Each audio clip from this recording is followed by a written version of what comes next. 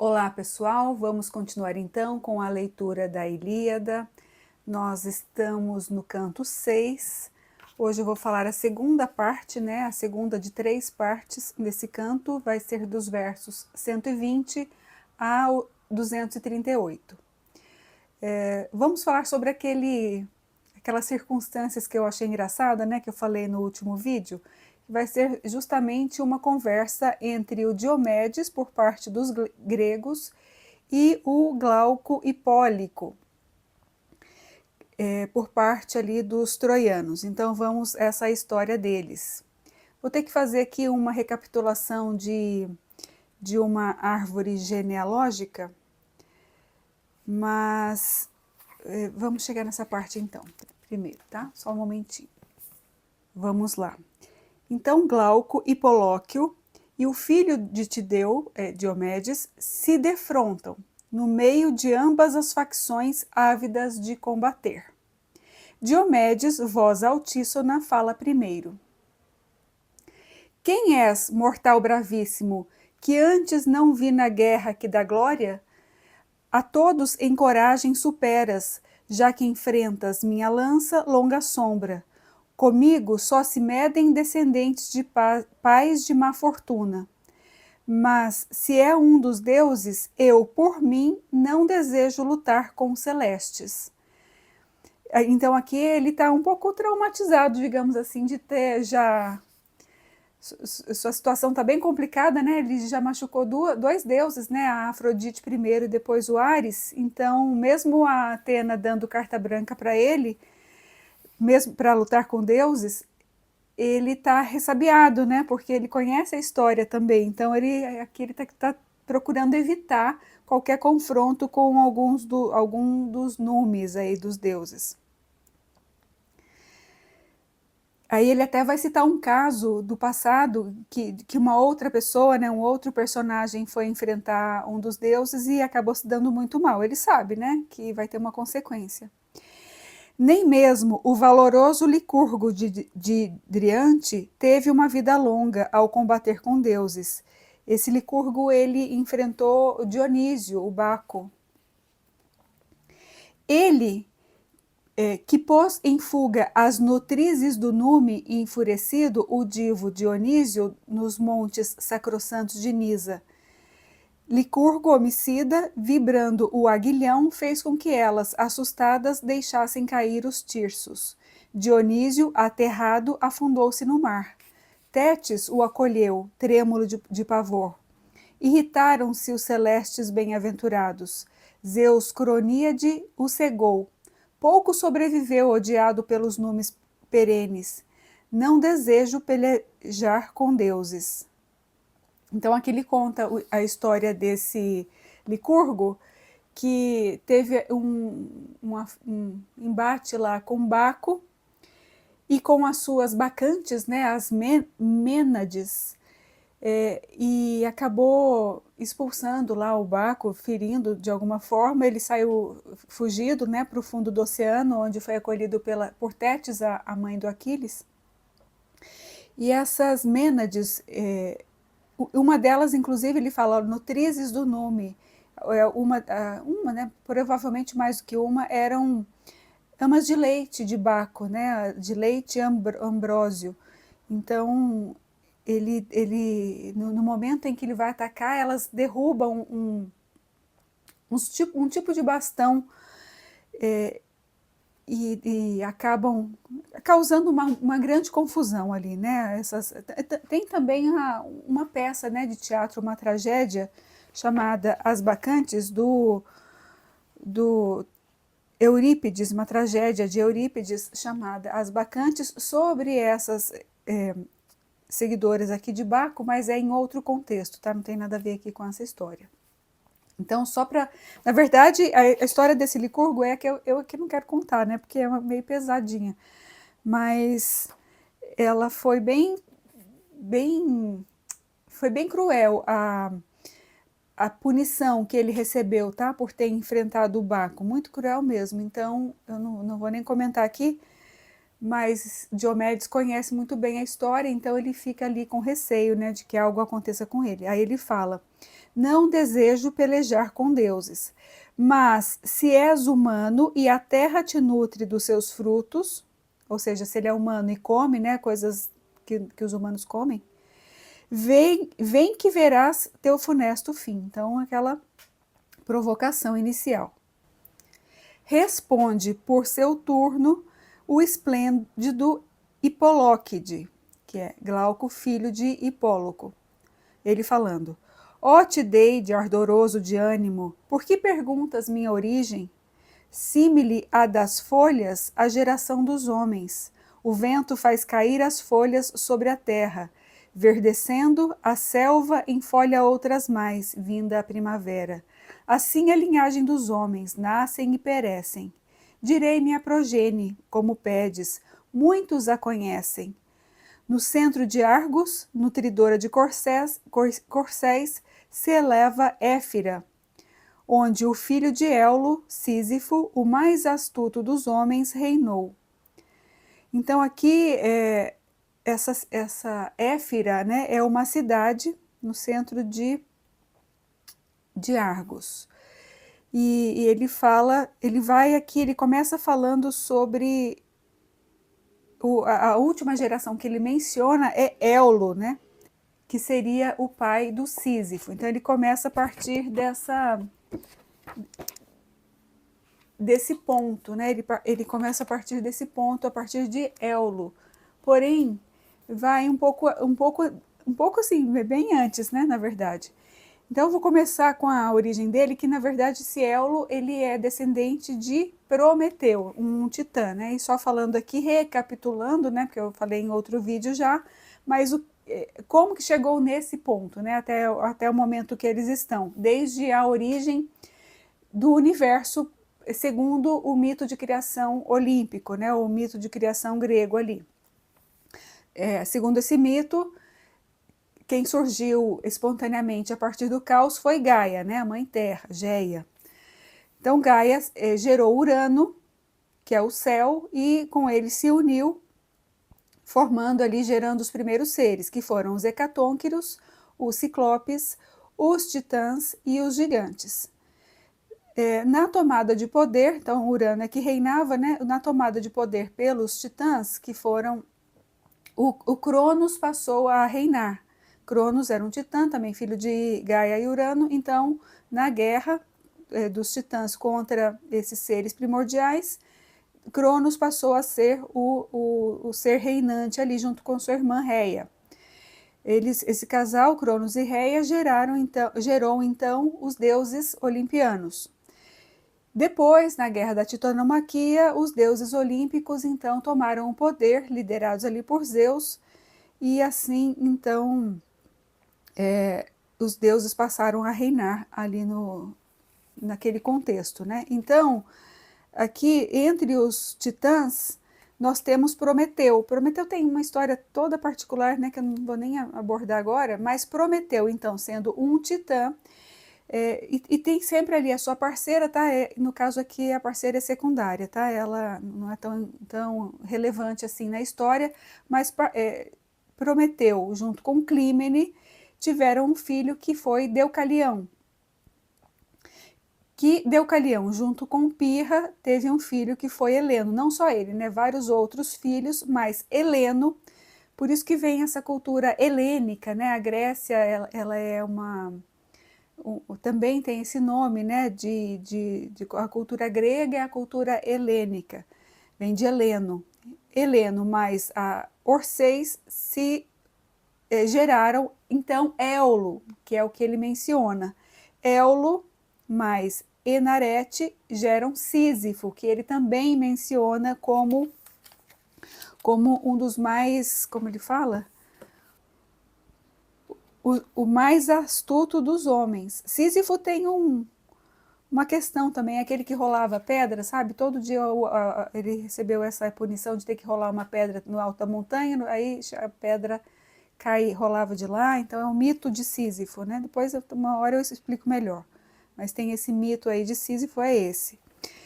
Aí Sísifo com Mérope, que era uma Pleiade, também uma filha de um titã, que era filha de Atlas, gera um Glauco. Não esse Glauco ainda, o antepassado. Um avô. Esse Glauco, avô, junto com Eurímede, na verdade eles não geram, eles adotam Belerofonte, que foi adotado porque Belerofonte era filho de Poseidon, mas ele é criado ali como filho de Glauco. Belerofonte mais Filonoi, eu nem sei pronunciar esse nome. Eles têm 3 filhos. Aí vocês vão lembrar daquele Saperdon que matou como é o nome dele? O Tlepólemo. Então, o Tlepólemo,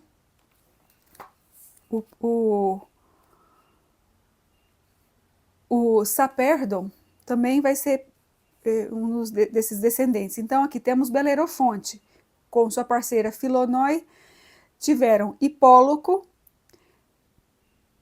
Isandro e uma mulher, uma Laodâmia. Essa Laodâmia se juntou a Zeus e tiveram o Saperdon, aquele que matou o Tlepólemo. Então, por isso que o Saperdon é filho de Zeus, né, com essa Laodâmia. E Hipóloco, filho de Belerofonte, também gerou, juntamente com Anticleia, gerou esse Glauco, que é esse que está conversando com o Diomedes agora. Onde o filho de Eolo, Sísifo, o mais astuto dos homens, reinou. Gerou um filho, Glauco. Este, Belerofonte e Máculo. Esse Belerofonte era dono. Ele causou, viu? Meu Deus, ele fez muita coisa. Mas ele era dono daquele cavalo Pégaso. Este Belerofonte Máculo, que os deuses agraciaram com beleza varonil e gênio amável. Proito, porém, maquinou contra ele coisas malignas. Ele vai dar uma parada aqui para falar sobre esse Belerofonte que ele merece. Escorraçou-o de Argos, tinha mais poder. Rei por graça de Zeus, Anteia, diva e rainha, num arrombo de amor, secretamente quis entregar-se a ele. Então, por que esse Belerofonte vai ser expulso de Argos? Porque a esposa do rei, essa Anteia, ficou interessada nele, ele não quis confusão com ela, né? E ela acabou falando que tinha sido abordada por ele, aquela coisa clássica também, né? Isso acontece em várias histórias e mitologias. Não seduziu ao prudente, né, Belerofonte, mente limpa. Anteia ao rei mentiu, ela falando, ou matas quem me quis tomar à força, ou, ao invés, será melhor que morras. Isso ela falou pro rei. Disse e o rei se enraiveceu, mas lhe faltou coragem para matá-lo. Então esse rei, esse Belerofonte, ele era tão assim bonzinho, carismático e, né, uma coisa tão boa que ele passava, que nem esse rei aqui, mesmo sendo desafiado ali pela sua esposa, não teve coragem de matá-lo. O que ele faz? Ele manda o Belerofonte para o seu sogro, na Lícia, para ele dar um jeito lá, manda com uma mensagem. Só que esse sogro dele não lê a mensagem, então ele só recebe lá. Vamos ver. A Alícia o manda, né? Ele manda o Belerofonte para a Alícia, com mensagem que grafara, funestos signos, em tabuinhas fechadas para o sogro. Os sinais insinuavam que fosse executado. Então ele manda o Belerofonte para o sogro, na Lícia, com essa mensagem para que o sogro execute o Belerofonte. A Alícia, favoráveis os númenes, o escoltaram até junto ao Xanto, fluente, né, o rio lá, o rio Escamandro. Benévolo o acolheu o rei. Por 9 dias o hospedou, a 9 reses imolando. Então foram ali banquetes, né, durante 9 dias. Quando, porém, no 10º dia despontava a aurora, deus rosa, no horizonte, o rei indaga-lhe dos signos que, por meio dele, o genro, Proito, certo lhe mandara. Logo que examinou os fúnebres sinais, o rei ordenou-lhe matar a quimera imbatível, de inumana divina estirpe. Então, aqui o que acontece? O rei não tinha visto a mensagem, ele só vai ver no 10º dia. Só que tem a lei da hospitalidade, já falei várias vezes, né? Tem outras circunstâncias dessa regra, que é uma coisa assim seríssima, né? Então, o rei aqui, ele não poderia, o próito, ele não poderia fazer nada contra o Belerofonte, porque era um hóspede seu em sua casa. Então, o que ele faz? Ele cria situações ali onde ele morresse por si só, né, espontaneamente, porque ele põe o Belerofonte para lutar com a Quimera. A Quimera é um ser fantasioso aí que é metade... que é uma junção de vários animais, né? Vamos lá, descrevendo a Quimera. Cara, leão, rabo, serpente, dorso, caprino, resfolgo hórrido, de furor e fogo. Então ela era um monstro mesmo. O herói matou-a, confiado nos acenos celestes. Então aqui Belorofonte dá fim à quimera. Aí ele vai colocar mais desafios, né? Depois tocou-lhe combater os afamados Sólimos, seu mais terrível prélio, ele mesmo dizia. Então aqui ele vence novamente os Sólimos. Aí tem o terceiro desafio dele, vencer as Amazonas, o terceiro encargo. Cumpriu, venceu as Amazonas também. Ao retornar, um ardil o esperava. Dentre os lícios, o rei, escolhendo os melhores, armou-lhe uma emboscada. A casa, nenhum deles voltou. Belerofonte e Máculo destruiu-os. Reconhecendo a estirpe divina do herói, o rei o conseguiu reter e deu-lhe a filha por esposa. Então aqui ele acabou vencendo assim todos os desafios, né, que foram sendo passados ali para ele.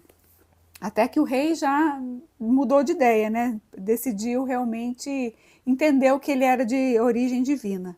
Reconhecendo a estirpe divina do herói, o rei o conseguiu reter e deu-lhe a filha por esposa e a metade dos poderes régios. Os lícios lhe atribuíram excelente gleba. Gleba é uma terra, né? Um terreno. Arável e frutuosa estância onde vivesse. Deu-lhe a mulher 3 filhos. Aí é que a gente chega aqui nessa geração dos pais desse Glauco que está falando. Hipóloco, Isandro e Laudâmia, a qual se uniu a Zeus prudentíssimo, gerando assim Saperdon deiforme, armas bronzes. Só que o Belerofonte vai acabar se envolvendo numa confusão e vai acabar sendo ali... Vai acontecer uma coisa difícil com ele.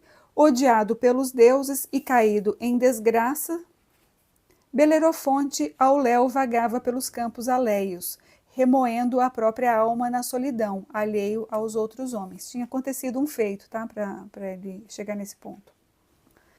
A Isandro, seu filho, Ares, fome de guerra, matou em combate contra os Sólimos, sólido renome. Então Ártemis é irmã de Apolo, né? Bridas de ouro, em cólera, matou Laudâmia.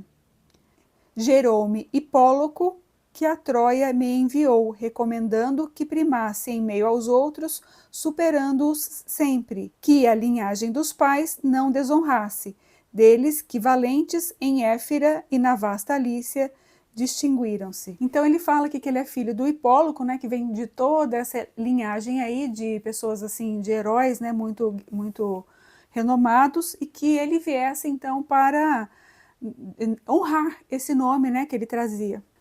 Me honro de provir desta estirpe e desse sangue, falou. Diomedes, voz altíssona, alegrou-se.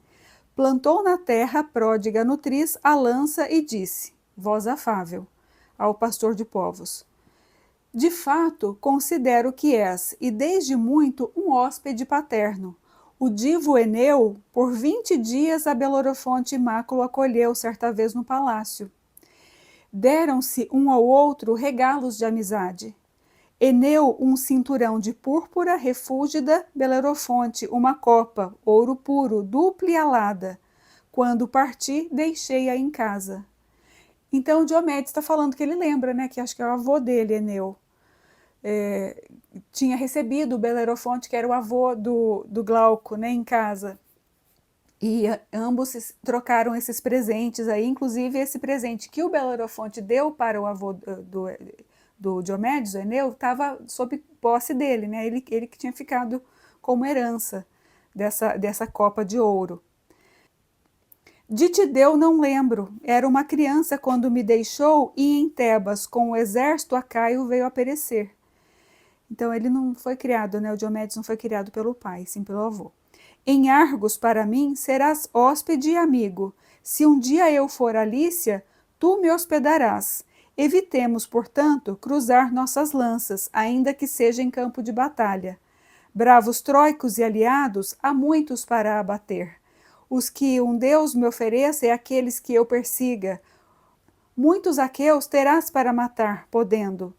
Troquemos, pois, as armas, de penhor paterno, orgulho nosso, saibam todos. Falou. Saltam ambos dos carros, dão um aperto de mão, pacto de fé. Zeus empanou o censo de Glauco, que a Diomedes cedeu armas de ouro em troca de arnês brônzeo, 100 bois permutados por 9. Bom, vou até aqui, eles por descobrirem essa origem aí dos avós, né, que os avós tinham sido amigos, né, digamos assim, no passado, trocaram ali presentes, eles decidem também fazer um pacto ali na guerra. Eu achei bonita essa história. Eles fazem ali uma trégua, tá, entre os dois, pelo menos. Olha, você tem muitos aqui muitos aqueus para combater, eu também tenho muitos troicos para combater, né? Então a gente não precisa lutar entre nós dois. Trocaram ali armas, o Glauco deu para ele deu armas de ouro e o Diomedes é o que ele tinha ali no momento, que era o arnês de bronze, né? Que aí ele fala 100 bois permutados por 9, que as armas que o Glauco deu eram muito mais valiosas, mas não se tratava disso, né? Naquele momento era algo simbólico, era o que os dois tinham ali naquele momento, e eles decidem então fazer esse combinado de não se enfrentarem mutuamente. Eu achei bonita essa história, muito legal a questão da hospitalidade, né? Sempre aparece aí nas histórias de modo geral, uma coisa muito sagrada. E primeiro achei engraçado, né? Mas filho de quem, né? E eu achei bem um diálogo de mineiro, né? Um diálogo assim que os mineiros costumam ter. E achei muito bonitinha a história e bem legal, tá? Então, no próximo vídeo, a gente encerra o canto 6 com a despedida de Héctor e sua esposa Andrômaca. Vou ficando por aqui, eu espero que vocês tenham gostado. Se gostaram, deixem o like e até o próximo vídeo.